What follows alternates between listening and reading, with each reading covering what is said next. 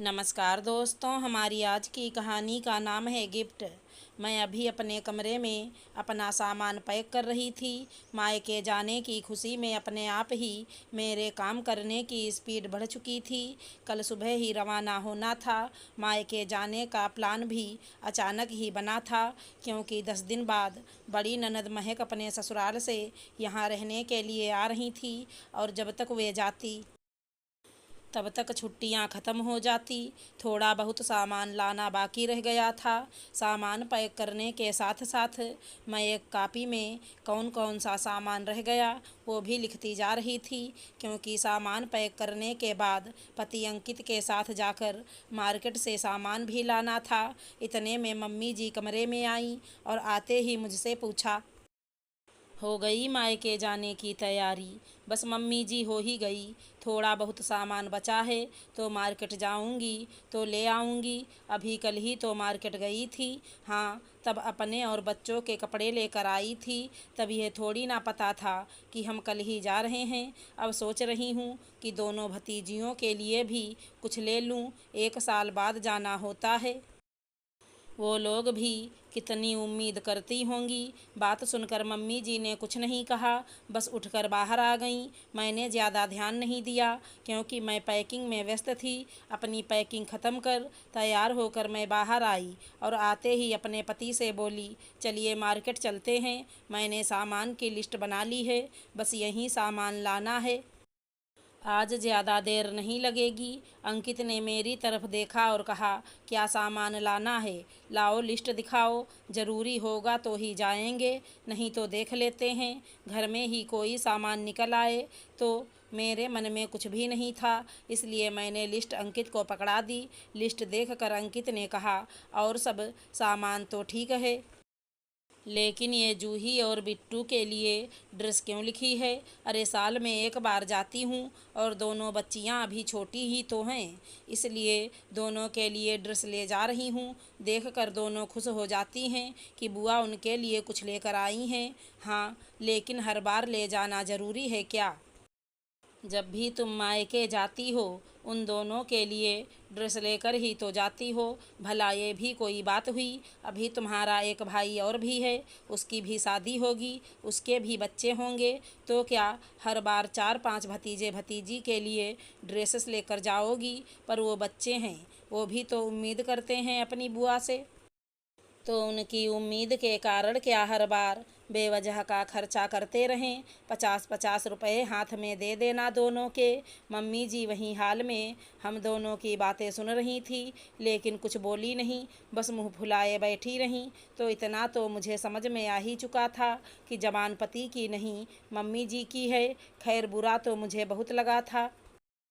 मैं अच्छे से जानती हूँ कि अगर मैं गिफ्ट लेकर जाऊँगी तो उसे तो फिर भी स्वीकार कर लेंगे, लेकिन पैसे दूँगी तो भैया भाभी नहीं लेंगे। फिर मैंने भी अपना दिमाग दौड़ाया और जो बाकी ज़रूरी सामान था बस वहीं लेकर आ गई। सोचा मायके 7 दिन तक तो रुक ही रही हूँ, तो वहाँ पहुँचकर दोनों भतीजियों को मैं खुद ही कुछ दिला दूँगी। कौन सा इन लोगों को पता चलेगा? आखिर एक टीचर हूँ, मैं भी तो कमाती ही हूँ। मैंने अंकित के साथ जाकर ज़रूरी सामान खरीदा और घर पर आकर पैकिंग कर लिया और दूसरे दिन हम लोग रवाना हो गए। मेरे वहाँ पहुँचते ही दोनों भतीजियाँ जैसे पलक बिछाए बैठी थी। जाते ही मुझसे चिपक गई। बिट्टू ने मुझसे तो पूछ भी लिया, बुआ मेरे लिए क्या लाई हो? मैंने एक नज़र उठाकर अंकित की तरफ देखा तो अंकित ने इस तरह से मुंह बनाया जैसे उस बच्ची ने कुछ गलत पूछ लिया हो। मैंने बात संभालते हुए कहा, अरे बेटा, आपकी बुआ इस बार जल्दबाजी में आई है ना, इसलिए कुछ खरीद कर नहीं लाई, पर हम आपको यहाँ से ही कुछ ज़रूर दिला देंगे। पर हाय रे किस्मत, वहाँ पर भी मार्केट जब भी जाना हुआ अंकित मेरे साथ ही गए और मैं अपनी दोनों भतीजियों को कुछ भी नहीं ला पाई। आते समय मैंने भाभी के कमरे में ही जाकर भाभी को 2000 रुपये देने चाहे कि दोनों बच्चियों के लिए कुछ खरीद लेना, पर भाभी ने मना कर दिया। मैं पहले से ही जानती थी कि भाभी पैसे नहीं लेंगी, फिर भी मैंने यह कोशिश की। आखिर मैं वहाँ से रवाना हो गई, पर मन ही मन बहुत बुरा लग रहा था कि इस बार दोनों बच्चों के लिए मैं कुछ भी नहीं लेकर गई, जबकि मुझे वहाँ से विदा करते समय मेरे परिवार वालों ने मेरे पति मुझे मेरे दोनों बच्चों के लिए ड्रेसेस और गिफ्ट दिए थे। साथ ही साथ मम्मी जी के लिए साड़ी और गिफ्ट, साथ ही मेरी कुंवारी ननद के लिए भी गिफ्ट भेजे थे, जिसे देखकर मम्मी जी बड़ी खुश हो गईं। उसे लेने में किसी को भी शर्म महसूस नहीं हो रही थी। आखिर बहू के मायके से जो आया था, और ये देना तो बहू के मायके वालों का फर्ज होता है। नियत समय पर महक दीदी भी अपने मायके आ गईं। अभी उन्हें आए 1 घंटा भी नहीं हुआ था कि मेरे दोनों बच्चों ने उन्हें घेर लिया। उन्होंने अपने लाए हुए उपहार मेरे दोनों बच्चों को दिए तो दोनों बच्चे बड़े खुश हो गए।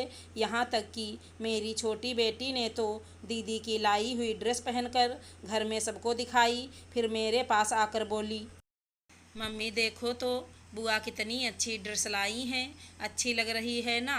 मेरे जवाब का इंतज़ार किए बिना ही बेटी अंदर कमरे में आईने के सामने जाकर खुद को निहारने लगी। उसे देखकर मैंने महक दीदी से कहा, दीदी ड्रेस तो अच्छी है, पर प्लीज़ आप हर बार आती हैं तो बच्चों के लिए उपहार मत लाया कीजिए। अच्छा लगता है क्या आपसे लेना? क्या भाभी, साल में 1 बार आती हूँ तो बच्चों के लिए गिफ्ट लाती हूँ। आप लोग तो मुझसे कभी कुछ लेते नहीं, तो कम से कम इन बच्चों को तो मैं दे ही सकती हूँ। ये भी तो उम्मीद करते होंगे कि बुआ इनके लिए कुछ लाएंगी, इसके लिए भी आप मुझे टोक रही हो। वह तो ठीक है दीदी, पर हर बार लाना ज़रूरी है क्या? क्यों बेवजह का खर्चा करना? अरे बुआ है उनकी, खुद कमाती है। अगर साल में 1 बार बच्चों के लिए कुछ ले आती है तो तुम्हें क्यों परेशानी हो रही है? देखा नहीं कितने खुश हो जाते हैं अपनी बुआ के गिफ्ट को देखकर। अब की बार मम्मी जी ने कहा तो मुझसे रहा नहीं गया। आखिर बात को समय रहते कह दो तो असर ज़्यादा होता है। मेरी भतीजियाँ भी तो यही उम्मीद करती होंगी ना।